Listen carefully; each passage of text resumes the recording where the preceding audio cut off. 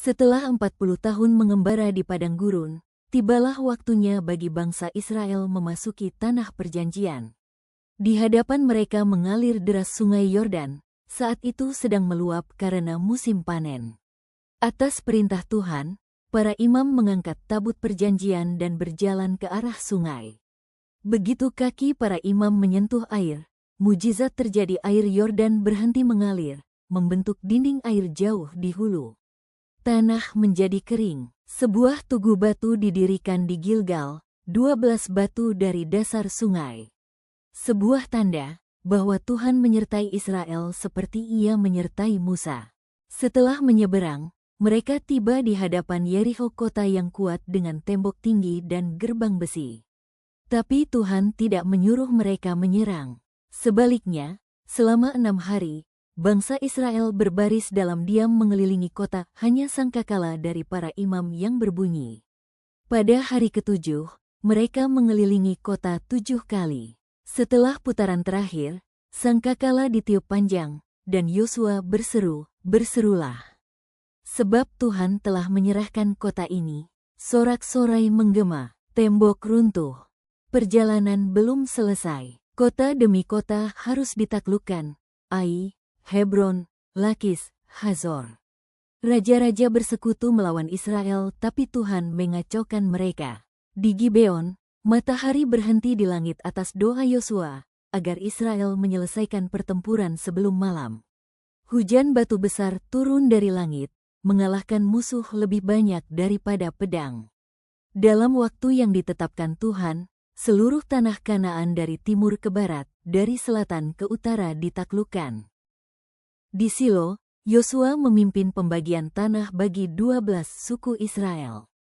Yehuda, Efraim, Benyamin, dan lainnya menerima wilayah mereka. Peta dibentangkan, batas-batas ditetapkan. Namun, suku Lewi tidak menerima tanah warisan.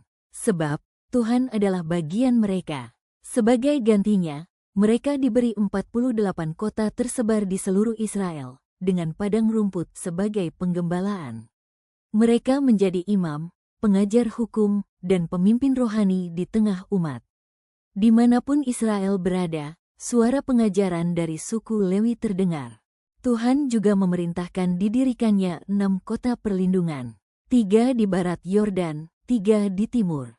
Jika seseorang membunuh tanpa sengaja, ia dapat lari ke salah satu kota ini. Ia tidak boleh dibunuh oleh penuntut darah, hingga pengadilan yang adil berlangsung. Di gerbang kota, para tua-tua mendengar kasusnya. Jika benar tak bersalah, orang itu tinggal di kota itu sampai imam besar wafat, kemudian ia bebas kembali ke rumahnya. Setelah Yosua dan para tua-tua meninggal, bangsa itu mulai berbuat jahat di mata Tuhan. Mereka menikah dengan bangsa-bangsa asing, menyembah Baal dan Asitoret dan melupakan perjanjian. Tuhan menyerahkan mereka ke tangan musuh, Mesopotamia, Moab, Kanaan, Midian, bahkan Filistin. Penindasan datang. Mereka menangis dan berseru, "Tolong kami, ya Tuhan." Tuhan membangkitkan hakim-hakim, para penyelamat dari tengah bangsa. Otniel, hakim pertama, dipenuhi roh Tuhan mengalahkan Raja Aram. Damai selama 40 tahun.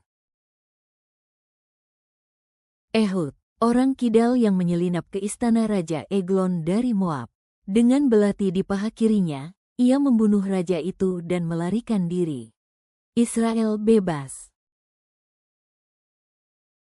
Deborah, seorang nabi wanita dan pemimpin, memerintahkan Barak maju berperang. Tuhan mengacaukan pasukan Sisera. Sisera lari ke tenda Yael, dan di sanalah ia dibunuh dengan pasak kemah. Gideon, muda dan takut, namun Tuhan berkata, "Aku akan menyertai engkau."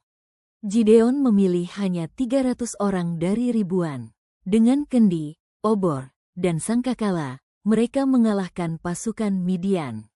Tuhanlah yang memberi kemenangan. Simson, dikaruniai kekuatan luar biasa sejak lahir. Membunuh singa, mengalahkan 1000 orang dengan rahang keledai, dan mencabut gerbang kota. Tuhan setia, walau umatnya sering berkhianat. Dari sungai yang terbelah, tembok yang runtuh, tanah yang dijanjikan, kota yang adil, hingga para pemimpin pilihannya semua membuktikan Tuhan adalah Raja atas umat.